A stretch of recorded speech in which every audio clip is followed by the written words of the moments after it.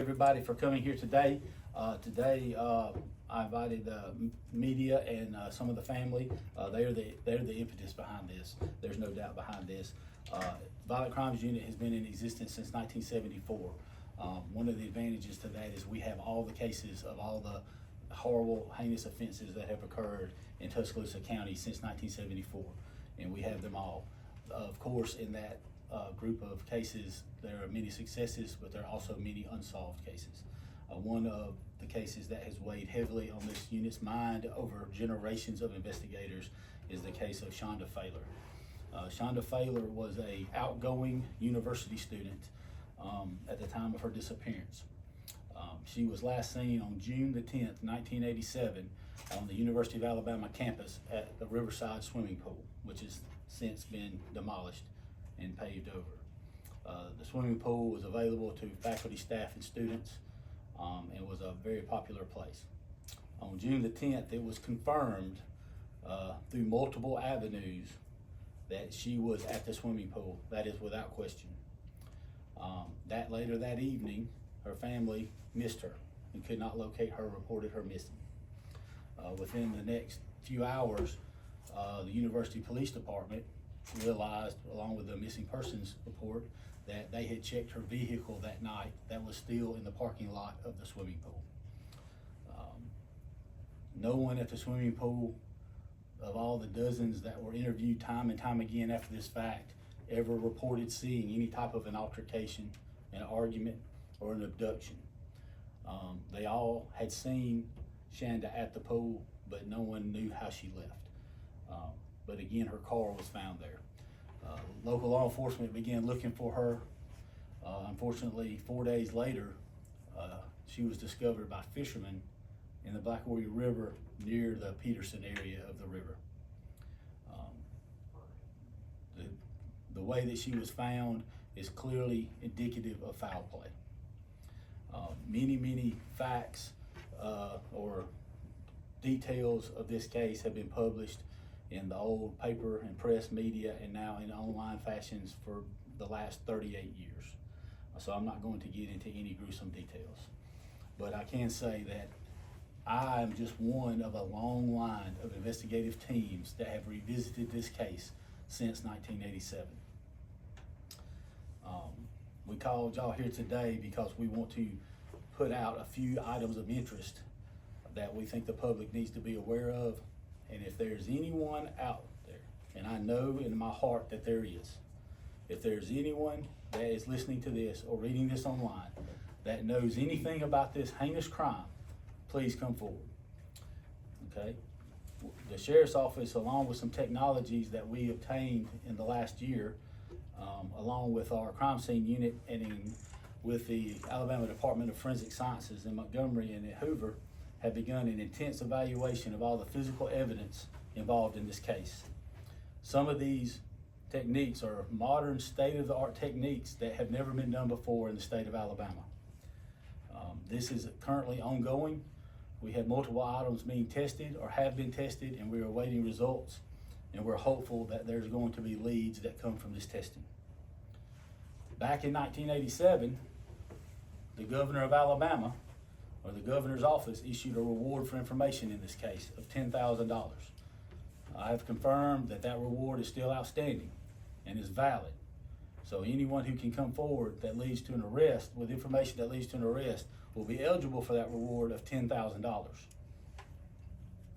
And also, lastly, it has been 38 years since this has occurred. 38 years.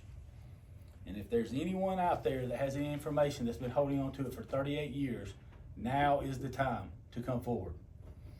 It has long been believed by investigators that the suspect in this case knew Shonda and was not a stranger. Invariably, there are people who have personal information about suspects that can help solve crimes. Eyewitness testimony is just as important as forensic evidence. Sometimes it is even more valuable. This includes observations before and after a crime, and you need not have been present at a crime to be a witness. I want everybody to understand that. If you know of facts of a person or persons that was involved in this, that were doing things before or after. And this would include personal observations, conversations with persons that give us evidence of the persons that are responsible for this, that can be just as valuable as forensic evidence. The witness information can corroborate our forensic leads and vice versa. So forensic leads, physical evidence can be corroborated by these witness statements and vice versa.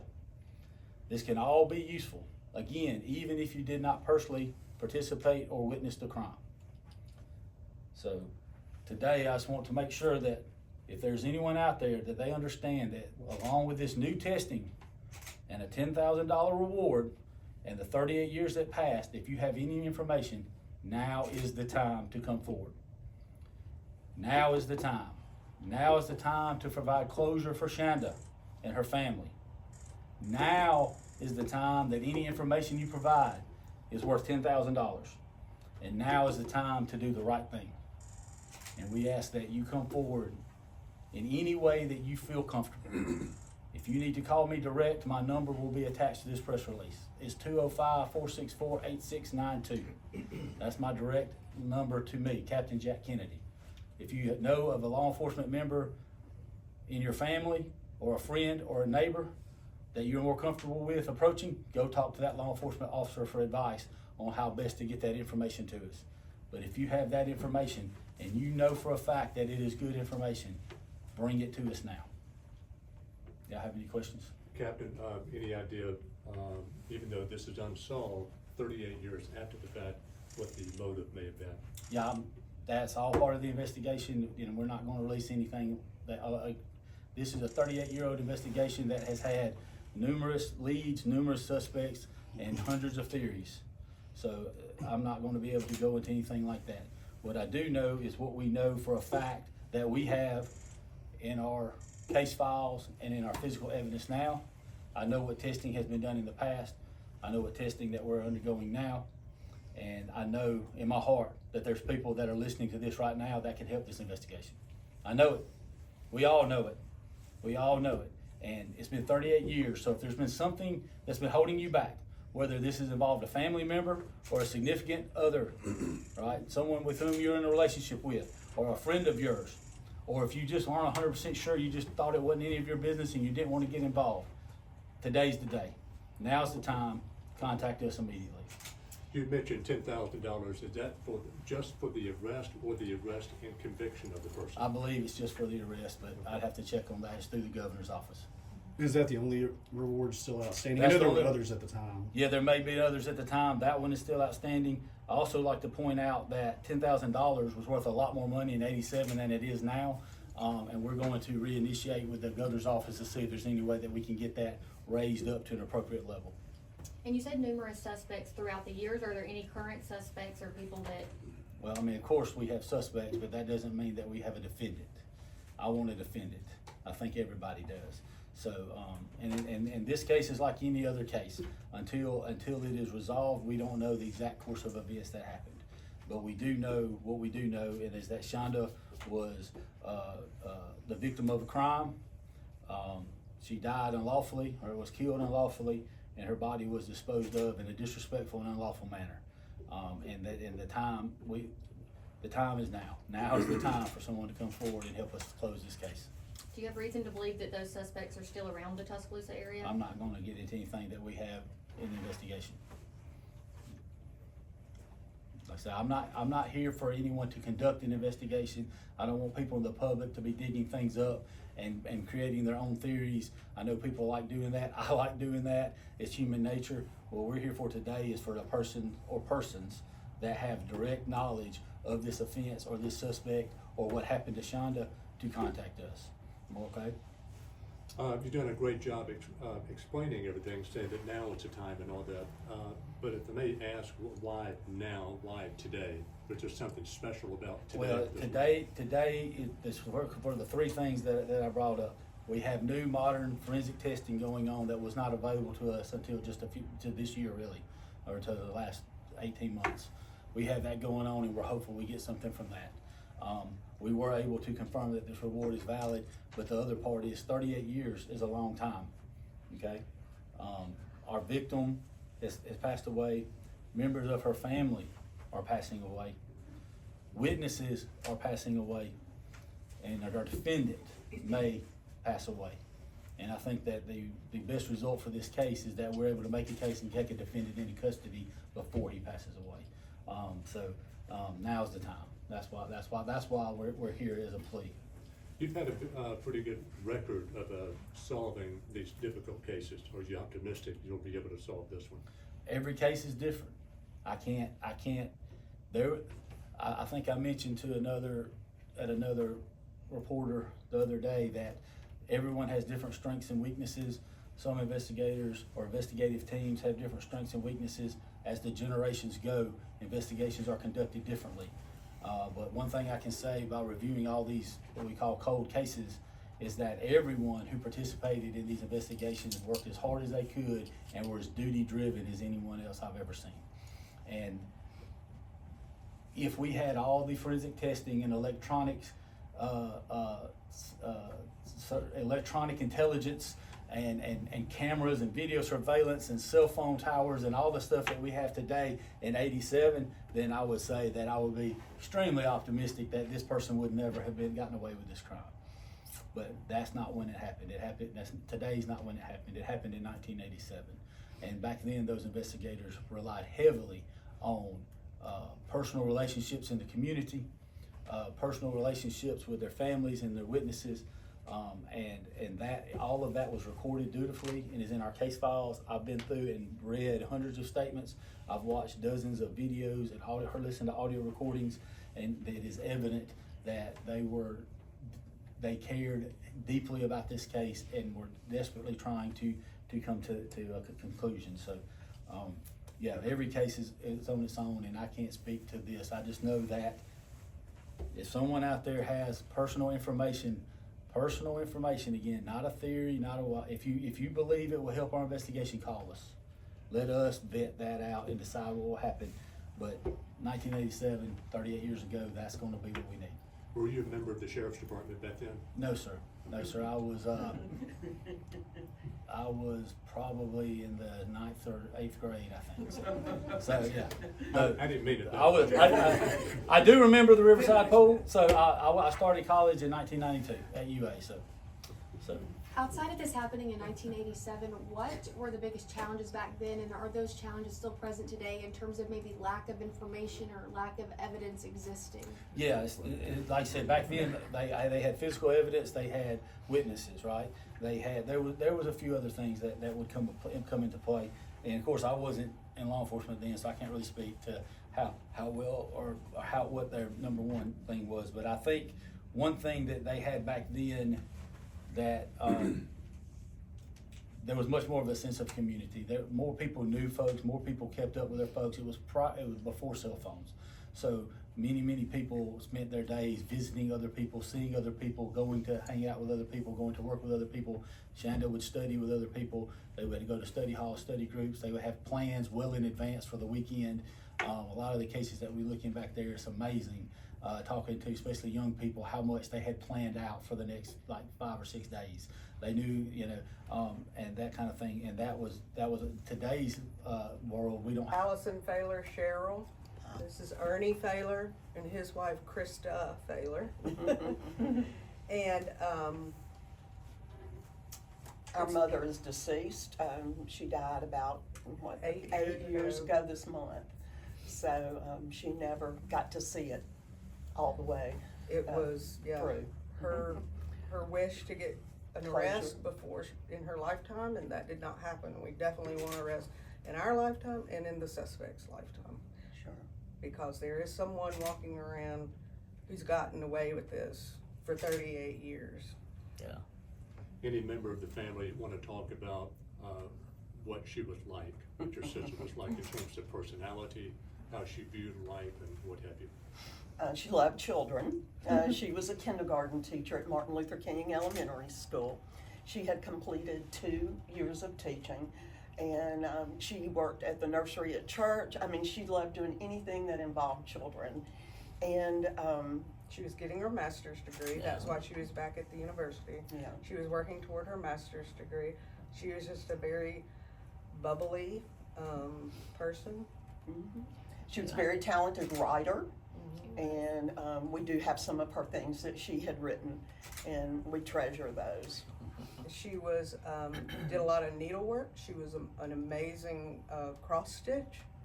And one of the things we would say about the items, we all have some of her cross stitched either framed or on pillows or whatever in our homes. And what we would always say is that the back of her cross stitch looked as good as the front. And so we have our Justice for Chonda ribbons, and they have a little cross stitch in the center. Do all of you remain optimistic? Oh, sure. Oh, yes. It's been up and down through the years, for sure.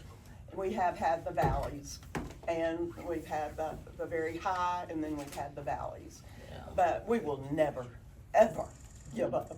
No. Ever. No. And what we are optimistically and trying not to get too excited about is this new technology with the forensics. This did not exist in 1987 or for several years after that. So we're very optimistic. We're hoping the state will get some results for us. We did have some physical evidence that we sent, and we're really hoping to get some results. Yeah. Some concrete pinpointing results. I think we all three feel like we're closer today than we've ever been Yeah. in these 38 years. Yeah. I think we feel like we're almost on the cusp. And I really, Captain Jack Kennedy and his group, I mean, they are phenomenal, they're relentless, and they call you at any time of the day or night, and that's all right. And then we all call each other. Yeah. But yeah. How does it feel for you guys knowing that your sister was never forgotten about, that these investigators over these years have continued to do what they can? Just amazing. Yeah. Well, It is. I think that speaks to the kind of person that she was too. You know, her heart was very much what inspired me to become a teacher, and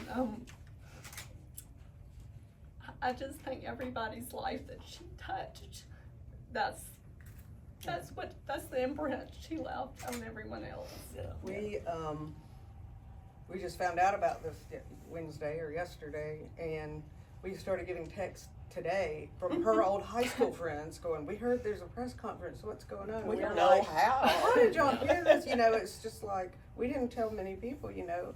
And yeah, her high school friends are still getting in touch with us. Oh, yeah. Asking And they what's still going on. call, The detectives. they call the detectives periodically Yeah. for updates. Mhm. So it's coming from everywhere. What do you think she would have been like today? Mm. Had nothing happened? She probably had 5 or 6 kids.